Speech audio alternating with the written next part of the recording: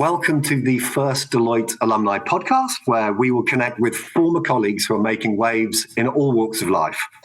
I'm Mark Lilly, your host and Global CXO Programs lead here at Deloitte. Now, today we have a true champion in our midst, five-time Olympic field hockey player, including the recent Paris 2024 Games, and I'm so proud to say our Deloitte alumnus, so Félix. Félix, welcome. Thanks for having me.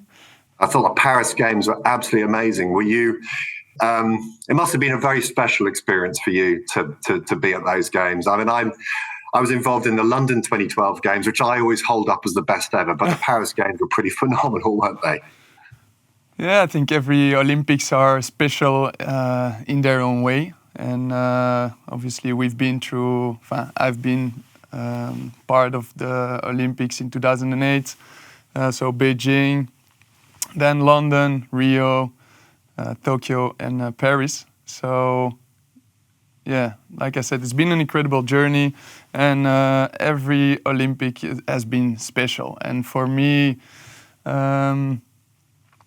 obviously Tokyo was special for the performance because there is where we really realized our dream of winning a gold medal. But the dream was the journey, and then to do it in front of our own friends and families. I was lucky enough to be able to play in front of my daughter in Paris at the Olympics. Very special. Yeah, very, very special and fantastic. Got me even emotional at the time. But there we had a certain objective to run it back, like some teams say, and to win a back-to-back gold. And that we weren't able to achieve that. But looking back, it's been fantastic. And you talk about that journey. I mean, just sort of trying to recap. So obviously the pinnacle, a gold medal in the Tokyo 2020 Games, a COVID Games. So I guess we should reflect on that. And Belgium's first in men's hockey. But of course, that built up from your silver in Rio in 2016. So that sort of journey building up, a World Cup gold in between in 2018 and another silver in 2023. I mean, this is for someone who enjoys their sport and plays amateur sport. This is the absolute pinnacle. I mean, can you just share some of the challenges you faced in that path to becoming that champion? I mean, it's an incredible story.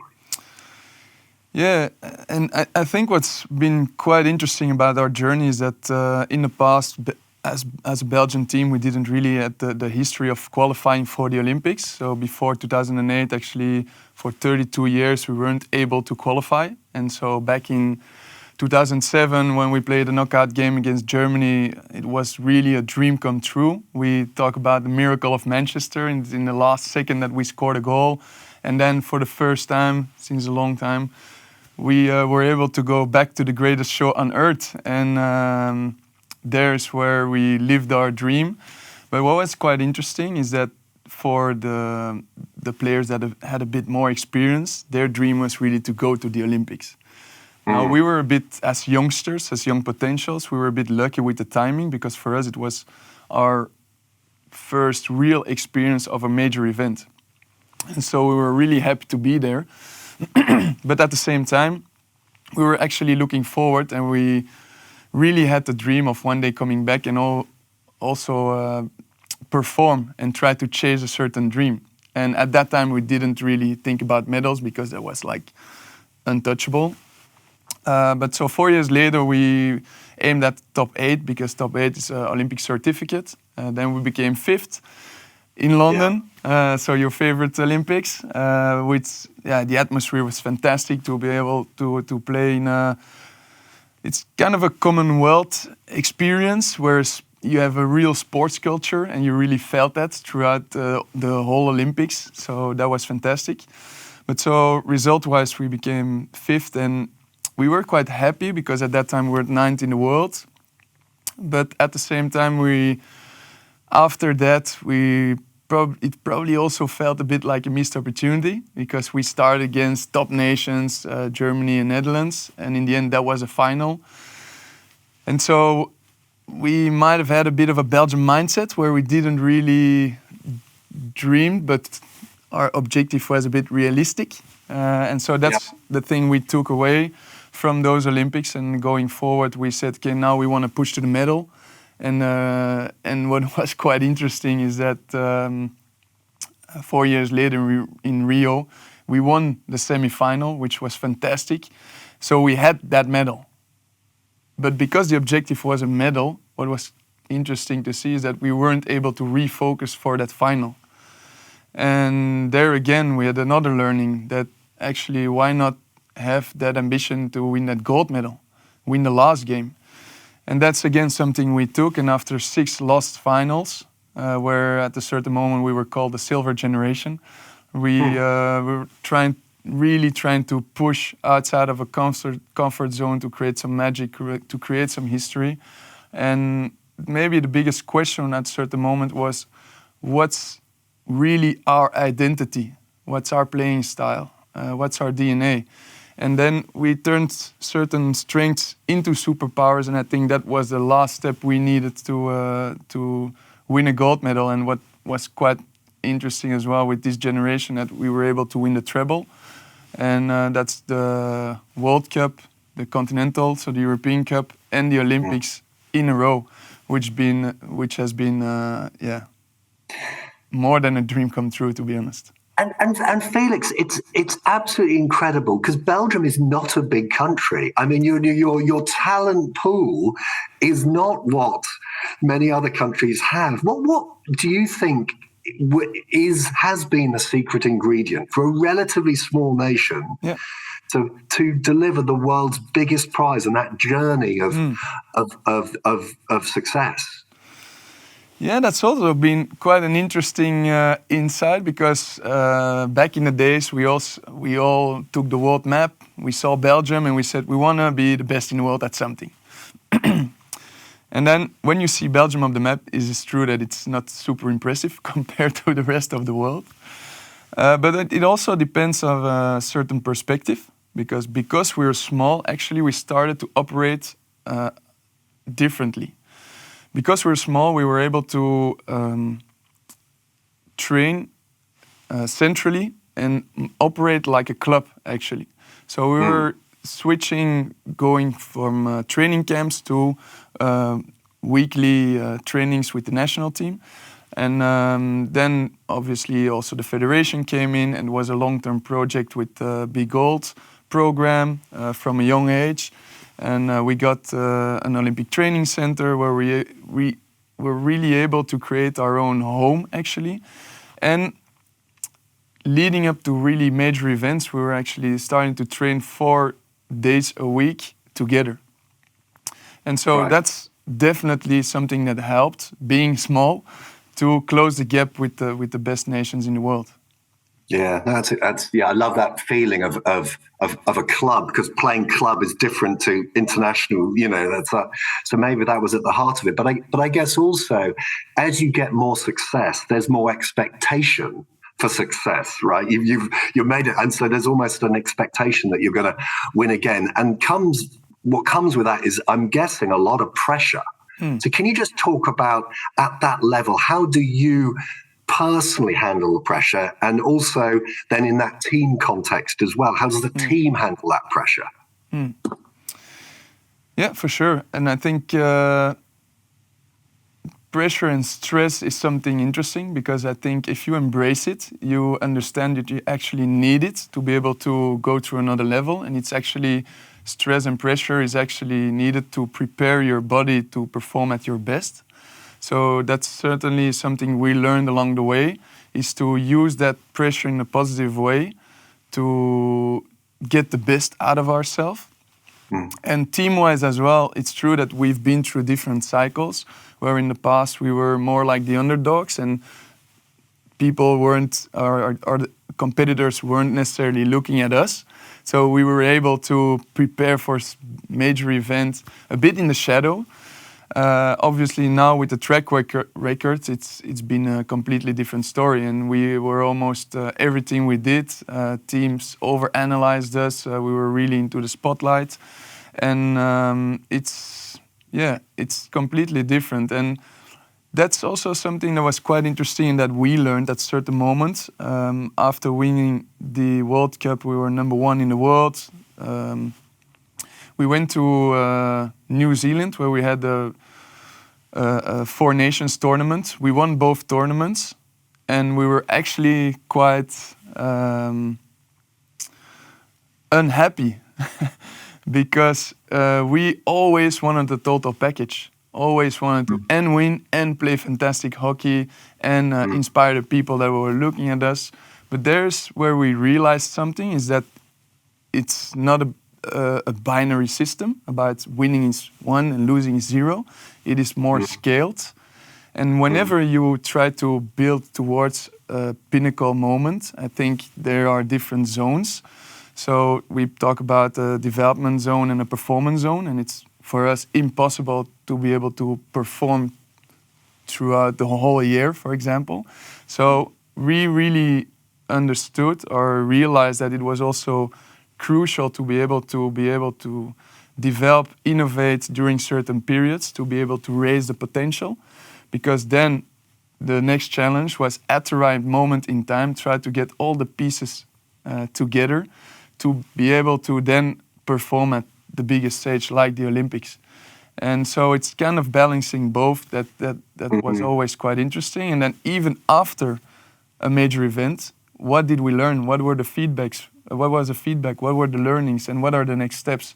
And then throughout the whole journey, that's been more than 15 years, I think it was a lot of ups and downs. And it's in the down moments that we learned the most and that we probably developed and there was a lot of growth individual, but as a team where we went to a new ability. And we sometimes talk about our journey being run like a marathon or your career, but running it with the mindset of a sprinter, because you have to try to peak at a certain moment, but then also take some rest, some time off to see where you can improve. And it's not always easy because especially now, leading into Paris, we really had the feeling that we had everything to medal again. And getting to the top and staying at the top is, again, a complete different challenge. And as long as you're winning, it's very difficult to actually break with certain routines that actually got you to that success. And I think now it's the first time since a long time that we went to a tournament and we didn't come back with a medal. And so it's probably the first time since a couple of years that we're back to, okay, there are certain things we can do better. And those crisis moments are actually very valuable. It's a fascinating topic, isn't it? And, does success breed success? Or actually, I think it was Alex Ferguson, the famous Manchester United manager. I think in his autobiography, he said something like, you can become sort of like, hey, we're the best. You're not fighting again. So sometimes when you have those dips down, I just wonder whether that gives the individuals and the team the kick, which is, hang on, we're going to have to work again and reinvent ourselves again. It's interesting psychological sort of view on things, isn't it? Yeah, I think you need it. And if I remember well, I think he's the one who said, always change a winning team. Yeah, he did. He created 4 new teams. I'm actually a Liverpool fan, not a Man United fan, but in respect to him, what an incredible leader he was for his team. Yeah, and I think it was 4 new teams, wasn't it? Something like that. Yeah, for sure. And I think you need to embrace change to be able to reinvent yourself constantly. And there, I think it's interesting to see that you can develop a certain culture, but you always have older players leaving, younger players coming in. And so you have a certain course that you try to take. But obviously, creating that own DNA where everybody that is involved feels that they belong is so important. So we always said that everybody should be a leader in their own way. So, and if you were able to create that circle of trust where everybody is adding a certain value, everybody feels committed, and then I think you can really go through another level together. And that's been always a fascinating process, I think. Yeah.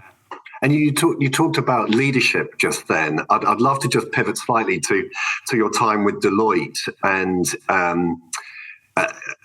we're so proud to have you as an alumnus of Deloitte. But I guess at some point you had a dual career, and are you going to stay and go down the sort of the professional career route? Are you going to try and become an Olympian? And how, just tell us a little bit about how that worked and how maybe Deloitte supported you at that in your journey. Yeah, that was definitely an interesting crossroads, because I just finished my university degree in economics just before the Olympics in Rio.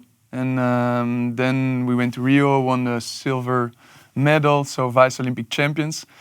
And then it's a bit Belgium-like it was time for my real career. So, and then started with Deloitte, which was fantastic, because in the group, we always say that better people make better red lines. Our team is called the Red Lions, so we say better people make better athletes, because if you develop yourself as a person, we truly believe you will be able to perform better on the pitch as well. So for me, it was important to be able to also live that experience, because obviously what was the chance to do better than becoming vice Olympic champions? Statistically, investing 4 more years every day, statistically was a very small chance to be able to achieve the golden dream. However, after 1.5 years, it was kind of balancing the passion and the heart and the ratio. And it was fantastic to feel actually that environment of people I could go to for some advice. And first, I got the flexibility to try to combine both, and it was great to have that opportunity. And so, at a certain moment, I chose for my passion, and I went back to 100% field hockey with the support of Deloitte, which was fantastic to see. And now what's great is that they're actually Deloitte on a global scale is now also a partner of the IOC. So I think there is a kind of a match. And then, it was trying to balance different things. So for me, it was the hockey part, the work, and the life, and trying to find the sweet spot to be able to combine everything. But to be honest, I never found the sweet spot. I think it's always more about balance, and I think to what we say is from a spotlight focus leading up to like a major event like the Olympics, we go to a laser focus. And then even my family starts to understand that sometimes I'm quite direct in those moments in the last weeks leading up to the Olympics. So because they understand, they also support me. And because I have the support, I can really perform at the best. I can be my best possible version.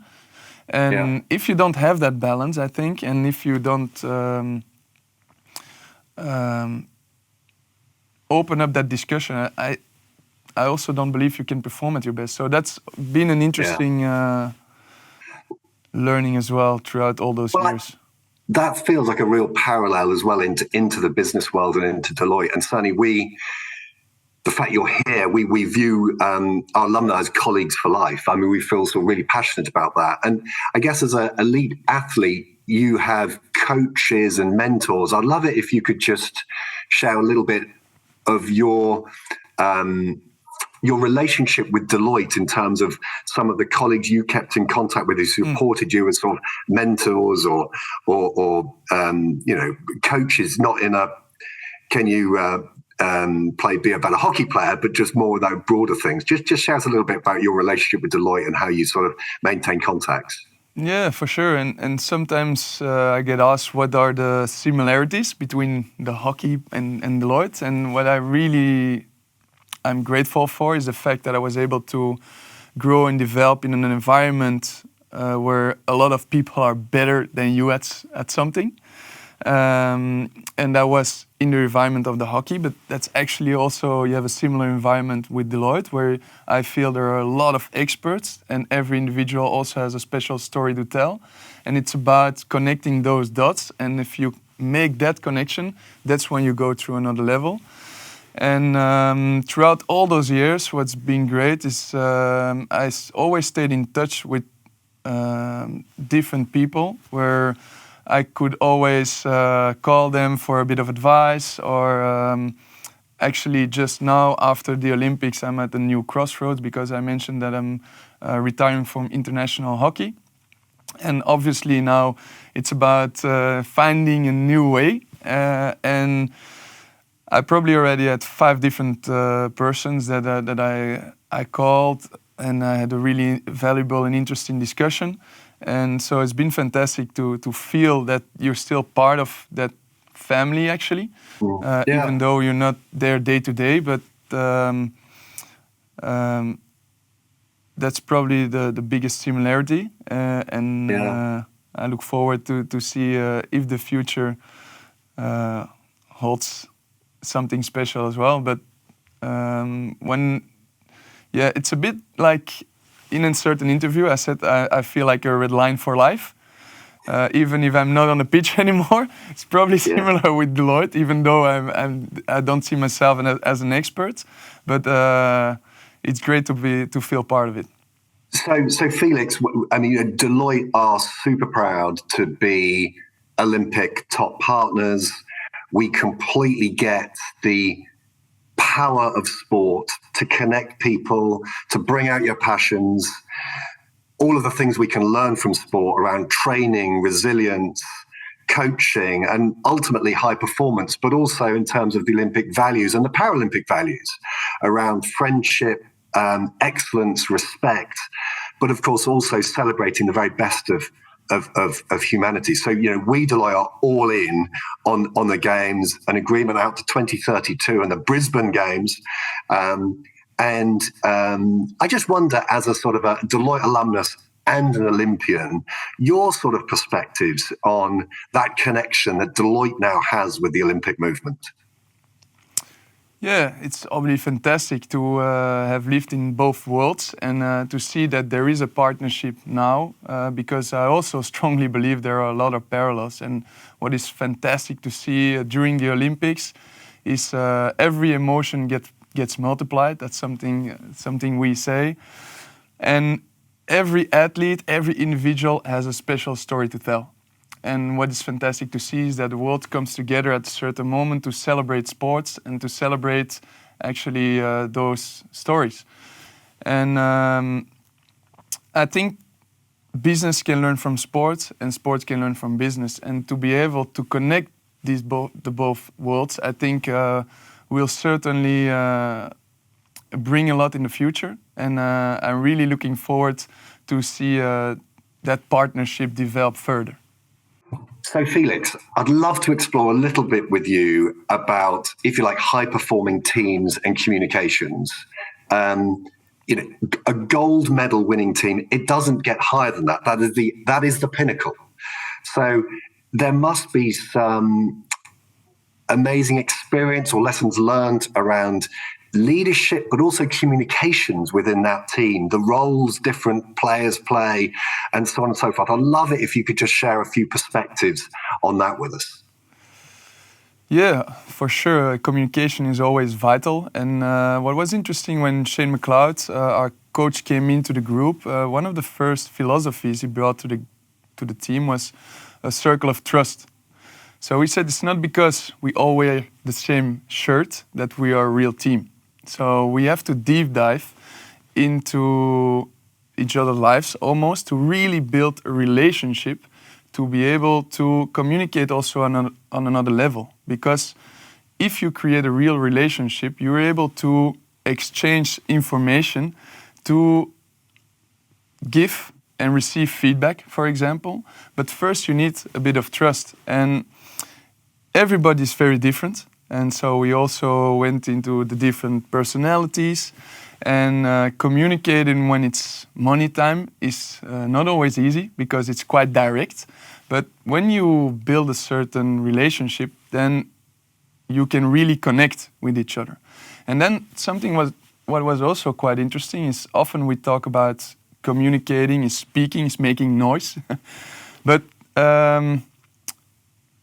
we learned also a couple of different lessons. For example, from the NBA, where there was a study shown that the team that makes the most high fives during the game it is actually directly correlated with the success. And so for us, we also talk about certain body language and behavior that has a direct influence on the way we perform. And so a concrete example is our strikers. They're looking towards the ball, but for us, they are first line of defense.